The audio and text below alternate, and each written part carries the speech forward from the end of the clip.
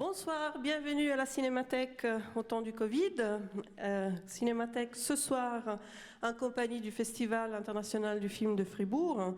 Vous voyez derrière moi l'affiche de la prochaine édition. Je fais un petit pas en arrière dans le temps. Donc il y a à peu près une année, avec la direction du FIF, on a décidé de travailler ensemble et de consacrer une rétrospective conjointement destinée au public lausannois et fribourgeois sur Friedkin. Après un mars, vous savez ce qui s'est passé, on l'a tout vécu et le FIF a dû annuler la grande manifestation publique à Fribourg. On a dû, nous ici à Lausanne, fermer les salles, donc Festival de Fribourg online en partie et Cinémathèque fermée pendant 4 mois. Donc après un petit moment, au moment où on a commencé à rediscuter de l'ouverture, c'était pour nous important de récupérer les lignes de programmation auxquelles on tenait beaucoup et surtout de donner l'occasion à Fribourg, au festival, mais aussi à d'autres festivals et manifestations, d'utiliser nos salles et nos espaces pour pouvoir continuer à exister en cette période très difficile. Donc, c'est pour nous un très grand plaisir d'ouvrir les portes au FIF ce soir pour cet événement spécial, mais aussi en sachant que ces prochains mois, il y a une programmation spéciale qui est consacrée à la rétrospective qui aurait dû avoir lieu à Fribourg pendant le festival sur les Uchronies. Donc voilà, je pense que j'ai dit ce que j'avais à dire. Après, je vais juste reprendre la parole avant la projection pour vous donner quelques consigne, on est un peu obligé de le faire, mais maintenant je passe très volontiers la parole à Thierry Jobin, directeur artistique du festival, et à son invité. Bienvenue. Merci. Merci beaucoup. C'est très émouvant à plusieurs titres d'être là. Comme on n'a pas beaucoup de temps, parce qu'après on aura juste un quart d'heure avant de redécouvrir l'Exorciste entre les deux films pour que vous puissiez discuter avec Alexandre, je vais juste dire un mot, c'est merci. Un immense merci à la Cinémathèque de nous avoir accueillis, d'avoir manifesté cette solidarité qui nous occupe énormément, parce qu'on a à peu près 2 projections par semaine, un peu partout ces temps-ci. Tout en préparant la suivante, qui, comme vous le voyez, sera consacrée, comme vous auriez dû le voir avant, sera consacrée en grande partie à la musique au cinéma. Je vais simplement faire venir sur la scène un ami, presque un frère, un cinéaste dont on a passé strictement tous les films, à peu près, sauf les premiers, mais il paraît qu'ils ne sont pas très bons. Alexandre Philippe, qui fait un travail extraordinaire, à mon sens, autour de la culture populaire. Il a fait un film sur la mode des zombies, il a fait un film sur la scène de la douche de Psychose, qui est un film assez extraordinaire. Il est en train de préparer 2 films sur des sujets qui sont tellement alléchants que les cinéphiles qui sont ici, si vous appreniez les sujets, vous seriez déjà en train d'essayer de hacker son ordinateur. Donc je vous demande d'applaudir un des cinéastes suisses les plus méconnus du monde, mais probablement un des meilleurs, Alexandre Philippe. Merci. Merci Thierry, merci Kika, un énorme merci à la Cinémathèque. Pour moi, c'est très spécial pour plusieurs raisons. Je suis né à Lausanne, j'y ai passé 2 jours en fait, et après quoi, je suis allé en fait à Genève. Ma mère est ici dans le public, et donc j'ai passé mon enfance en fait à Genève. Je me suis exporté aux États-Unis maintenant depuis mon Dieu 27 ans, et je suis en fait, j'ai fait tous mes films aux États-Unis, mais c'est pour moi toujours vraiment très très particulier et très spécial de revenir en Suisse, que bien évidemment j'adore, qui est toujours pour moi home, comme on dit. Mais voilà, bon, je vais pas, on aura un Q&A après, donc on pourra vraiment parler. Mais juste 2 mots sur ce film. Un parcours assez particulier, c'est en fait William Friedkin qui est venu me chercher un jour alors que je déjeunais au festival de Sitges. Et il m'a interpellé, il m'a invité à sa table pour me raconter des histoires sur Hitchcock. Il a beaucoup aimé mon film sur la scène de la douche, qui était passé sur Arte, en fait, qui était une coproduction avec Arte. Et il m'a dit, écoute, quand tu seras à Los Angeles, je veux t'inviter à déjeuner. Alors 3 semaines plus tard, on était à Los Angeles, on déjeunait ensemble, et la conversation a tout de suite tourné sur l'Exorciste. Et il a commencé à me parler de ses archives, des choses extraordinaires qu'il avait. Il m'a dit, écoute, si tu trouves un angle dis-moi, je te donnerai accès. J'ai pris l'hameçon. et en fait, les 2 années suivantes ont été vraiment pour moi, en tant que cinéphile et grand fan de cinéma, extraordinaire. J'ai passé tellement de temps avec lui. Et le film que vous allez voir, en fait, c'est L'Exorciste. Donc, selon William Friedkin, c'est uniquement lui. Et j'ai passé, c'est le résultat en fait de 6 jours d'interview uniquement vraiment sur L'Exorciste, mais à travers son processus artistique, son amour de l'art, son amour de la musique et ses grandes influences de cinéma, avec une séquence finale qui se passe à Kyoto, qui je crois va quand même vous surprendre, même si vous êtes très spécialiste ou très fan de Friedkin. Voilà. Donc, bonne projection et à plus tard. Merci. Merci. Merci Alexandre, merci, à Thierry. Je profite aussi pour remercier le trio magique du Festival du film de Fribourg, donc Thierry, mais aussi Marc Meder, membre de la commission de sélection, et Philippe Cliva, membre aussi de la direction. Donc ils sont tous là. Si vous avez des choses, des questions à poser sur le futur du Festival du film, je pense que ce soir, vous avez l'occasion de le faire. Alors, je vous donne quelques indications pour la fin de la projection. Maxime, tu m'écoutes si je dis des bêtises. Alors, vous savez que les normes anti-Covid évoluent tout le temps. Donc, nous, on essaye vraiment de suivre tout ce qu'il faut faire. Alors, c'était important que vous gardiez le masque pendant toute la projection. À la fin de la projection, si vous ne restez pas pour la deuxième projection, donc pour l'Exorciste, vous êtes priés de sortir des portes de secours, donc là et là. Pour ceux qui ont un billet pour l'Exorciste, pour la deuxième projection, vous avez 2 possibilités. Si vous êtes en possession du deuxième billet, vous pouvez rester en salle pourvu que vous choisissez la bonne place par rapport au billet que vous avez.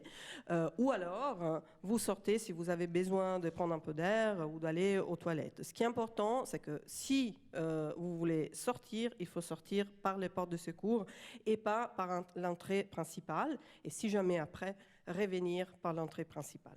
Voilà, j'espère d'avoir été assez clair, mais en tout cas, il y a quand même des membres de notre staff prêts à vous aider. Je vous souhaite une très belle projection et à plus tard. Merci. Voilà, mesdames et messieurs, Alexandre Philippe. Merci.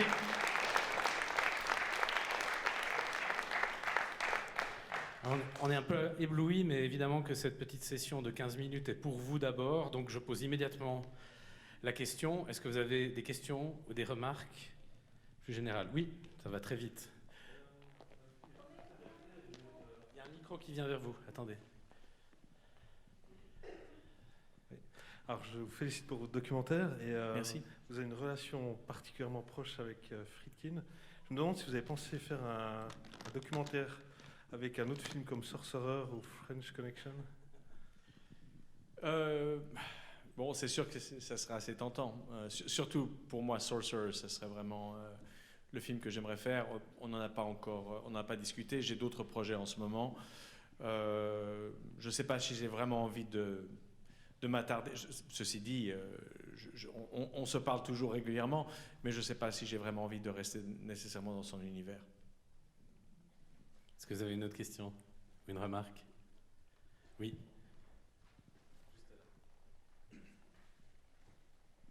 Merci. Bonsoir. Bonsoir. Félicitations encore pour votre Merci. documentaire. J'ai une question. Est-ce que vous avez abordé avec lui en fait sur tout ce qui a été dit autour du film? C'est les décès, tous les malédictions. Voilà. Non, parce que c'est pas ce film que je voulais faire. Et d'ailleurs, en fait, dès le début, j'ai aussi décidé que je voulais pas, même pas parler d'effets spéciaux, parce que bon, c'est des choses qui ont été très bien documentées. Les malédictions, bon, je veux dire, dans une certaine mesure, il y a des choses assez particulières, c'est clair, qui se sont passées autour du tournage. Il y a des choses assez particulières, très particulières même, qui se sont passées autour du tournage de ce film-là. D'ailleurs, Lesquels? Pardon? Lesquels? Bon, pour faire une longue histoire courte, moi, déjà, j'avais invité Friedkin à participer à mon film sur la scène de la douche, et il m'avait dit non d'une manière assez assez sèche, qui m'avait fait un petit peu de peine. Et bon, 2 ans s'écoulent. Juste avant Sitges, j'étais allé au festival de Strasbourg et il était l'invité d'honneur. Et j'étais là avec mon film de la scène de la douche et j'avais dit à Daniel Cohen, le directeur, je dis écoute, j'aimerais vraiment rencontrer Friedkin. Il me dit écoute, je vais faire l'impossible, mais malheureusement, il est dans un drôle d'état, il veut voir personne, il veut rencontrer personne. Et je me rappelle ce moment, on était avec tous les réalisateurs dans le lobby de l'hôtel et je vois Friedkin qui descend les escaliers, il allait dîner avec Daniel Cohen. Et j'ai eu vraiment, je me rappelle très clairement de ce moment où je pensais, ok, j'ai vu Friedkin, je le rencontrerai jamais, mais au moins je l'ai vu. Et j'en ai fait ma paix. Et donc 2 semaines plus tard, on est à Sitges. J'étais en train de déjeuner avec Gary Sherman. Ceux d'entre vous qui sont fans d'horreur, vous savez certainement de qui je parle. Et j'entends une voix derrière moi qui dit « Hey Alex !» Et je me retourne et c'est Friedkin qui m'interpelle, qui m'invite à sa table et voilà, qui m'invite à Los Angeles 3 semaines plus tard, comme je vous l'avais dit, qui m'invite. Bon. Mais le truc le plus délirant, c'est que la deuxième journée du tournage, il me sort le livre, sa copie personnelle de l'Exorciste.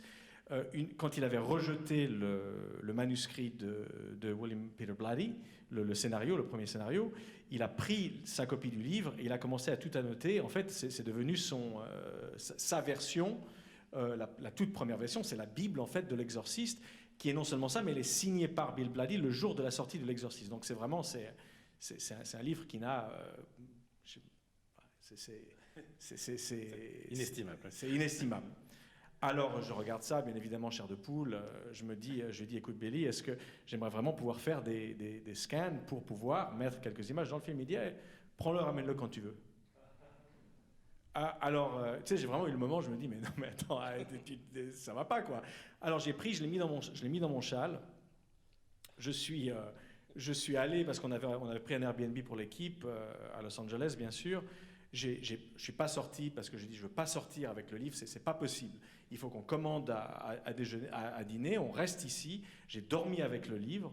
Je me suis non mais vraiment, je me suis réveillé le lendemain matin à 6h du matin, le soleil se levait. J'étais là, tu sais, dans un état second et je commence à feuilleter le livre au bord de mon lit alors que le soleil se lève et je me dis non mais attends, mais comment je suis arrivé là, quoi? Il y a quelques mois. Il m'avait rejeté, il ne voulait même pas me voir, il ne voulait même pas me rencontrer. Et là, j'ai carrément sa copie privée dans mes mains et il me donne accès complet au film. Et je lui ai raconté cette histoire après. Il m'a dit, You are part of the fate of the exorcist. Tu fais partie du destin de l'exorciste. Est-ce qu'il n'y a pas un peu de jalousie là-dedans?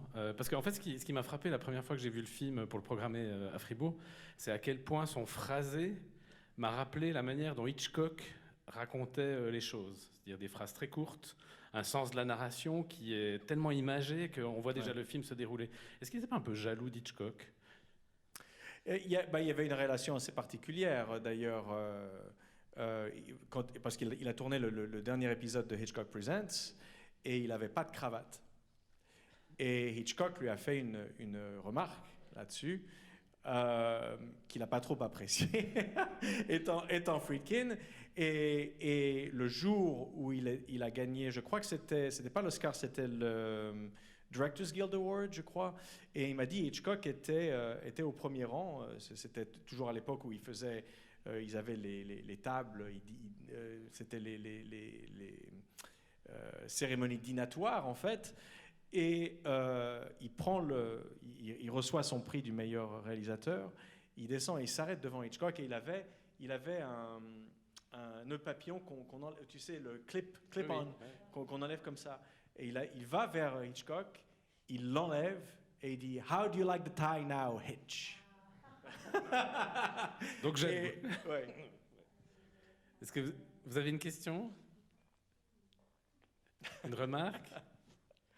Il y a quelque chose qui, en écrivant un petit texte pour le catalogue de la Cinémathèque, je me suis rendu compte qu'en fait, il aurait dû être le Coppola de cette génération-là, d'une certaine manière, parce qu'il arrive avant que Coppola fasse Le Parrain, il arrive avant que Spielberg fasse Les Dents de la Mer, avant que Scorsese fasse Taxi Driver, et même, je dirais que L'Exorciste ouvre la porte pour que ces films-là soient faits. Comment tu expliques, à part son sale caractère, le fait qu'il n'a jamais été vraiment associé à cette génération-là? Et en plus, que Sorcerer, son film préféré de lui-même, sorte la même semaine que Star Wars et se fasse détruire. C'est peut-être ça aussi, un peu. Il y a une certaine sorte de, je dirais, de malédiction autour de Sorcerer, dans le sens que c'est un film... finalement, récemment, on le réapprécie à sa juste valeur. C'est un film délirant. Moi, je veux dire, la scène du pont, à chaque fois que je le regarde, je dis, mais comment tu tournes un truc comme ça? Même Tarantino dit, c'est invraisemblable. Tu peux pas tourner un truc comme ça. Il n'y a que Friedkin, en fait. Un film comme Bug, je veux dire, les performances qu'il a qui sort de ses acteurs, c'était même Roger Ebert qui disait, ça fait peur pour les acteurs de voir pour leur bien-être. Tu as l'impression qu'ils vont crever, quoi. La manière dont ils jouent, ils sont poussés à des extrêmes. C'est peut-être pour ça, je sais pas, mais ce que j'apprécie tellement avec lui, c'est qu'il est toujours resté complètement vrai à lui-même, quoi. Mais aussi très solitaire. Je veux dire, pas solidaire des autres. Oui, mais enfin, on le voit aussi dans la séquence de Kyoto, hein, quand il dit on est nés seuls, on meurt seuls. Pour moi, ça c'est vraiment ça. Là, on rentre vraiment dans l'essence de Friedkin, l'être humain qui est quand même assez torturé, hein, dans une certaine mesure, ouais. Et très complexe. Il y a 2 questions ici devant. Madame d'abord. Merci. Je voulais d'abord vous dire vraiment bravo. Je trouve que c'est génial cette manière que vous avez de montrer les extraits pendant qu'il en parle, de nous faire entendre des musiques refusées. C'est vraiment génial. Je me demandais si ça avait été compliqué d'accéder à ça, à ces musiques refusées, si vous avez vous-même fait des montages. En tout cas, déjà pour ça, ces plans de coupe, ce travail-là. Et puis, une autre question, c'est par rapport à vos propres questions. Parce qu'on ne vous entend pas, ou que deux fois. Et je me demandais en quelle mesure ça avait été difficile pour vous d'enlever vos propres questions, ou si vous lui aviez fait redire des choses, ou comment ça s'était passé, ou si de lui-même il était entré dans ce flot. Ah oui, lui de toute façon il est toujours dans son... moi, ce que j'aime beaucoup avec lui, c'est qu'on peut lui lancer une question et il s'envole, quoi, je veux dire. Et d'ailleurs, il y a de nombreux, je dirais de nombreuses conversations téléphoniques ou déjeuners que j'ai fait avec lui. J'aurais vraiment voulu qu'on continue de tourner parce qu'il y a des trucs extraordinaires. Non, moi, j'ai jamais vraiment aimé me mettre. J'ai jamais voulu me mettre dans mes propres films. Je préfère vraiment observer et utiliser ce qui m'est donné et en faire quelque chose. Maintenant, s'il y a certains moments où je veux vraiment aboutir à quelque chose, alors j'essaye pas de manipuler, j'aime pas cette idée de manipuler, mais de guider vers une certaine idée. J'aime pas dire à mes interviews de dire quelque chose que je veux qu'ils disent. Pour moi, ça ressemble à rien de faire ça. Mais bon, en ce qui concerne le travail de montage, j'ai un monteur extraordinaire, David Lawrence, c'était aussi une histoire particulière. On s'est rencontrés dans c'était le festival de Hot Docs à Toronto qui était venu nous chercher ensemble. Et à ce moment-là, on n'avait plus d'argent. Même mon monteur ne pouvait pas se permettre de le faire.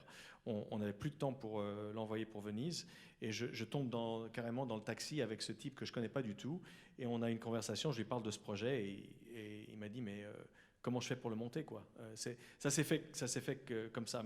Et moi, j'étais en voyage avec mon précédent film qui s'appelle Memory, The Origins of Alien, qui est un film mythologique sur Alien de Ridley Scott. Et j'étais en tournée, j'ai fait 300 000 miles pendant l'année, donc j'étais tous les 5 jours dans un pays différent. Et je travaillais avec lui. En fait, on a monté ce film. Pendant qu'il dormait, je travaillais, ou que je sois en Nouvelle-Zélande ou en Europe, etc. Et je lui ai envoyé mes notes. Et pendant que je dormais, il travaillait, il m'envoyait des scènes. Et en fait, on a fait le montage en en 1 mois et demi. C'était un drôle de travail.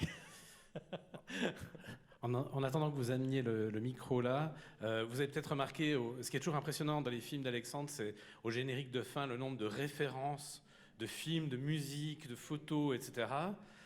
C'était particulièrement aussi impressionnant dans le film sur la scène de la douche, le film sur Alien. Une des questions qu'on se pose quand on voit ça, c'est on se dit mais combien ça a dû lui coûter? 0. Voilà. Et ça, parce qu'aux États-Unis, on a quelque chose qui s'appelle the fair use. C'est-à-dire que la manière dont ça se passe, je ne vais pas rentrer dans les détails, c'est très compliqué, mais c'est l'équivalent de, si vous écrivez un livre, d'utiliser des quotations, des citations. Oui. Ce sont en fait des droits de citation. Alors c'est très compliqué parce qu'il faut travailler avec des avocats qui sont spécialisés dans le fair use, et chaque usage doit être dosé exactement de la manière qui est dictée par le fair use que vous choisissez. Et donc le film doit être certifié par un avocat. On travaille avec les meilleurs.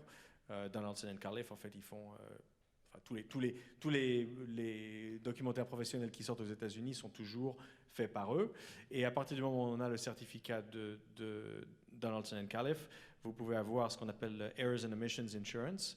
C'est l'assurance, le certificat d'assurance, sans lequel vous ne pouvez pas distribuer votre film. À partir du moment où le film est distribué aux États-Unis, vous pouvez le distribuer dans le monde entier sans aucun problème. ce qui veut dire que si Alexandre fait un jour un film sur vous, vous allez gagner 0 francs. On passe à la question suivante. Alors moi, c'est pas une question, c'est juste une remarque que je fais par rapport à ce documentaire. Je vous félicite énormément parce que le documentaire est très très bien construit et on y apprend plein de choses.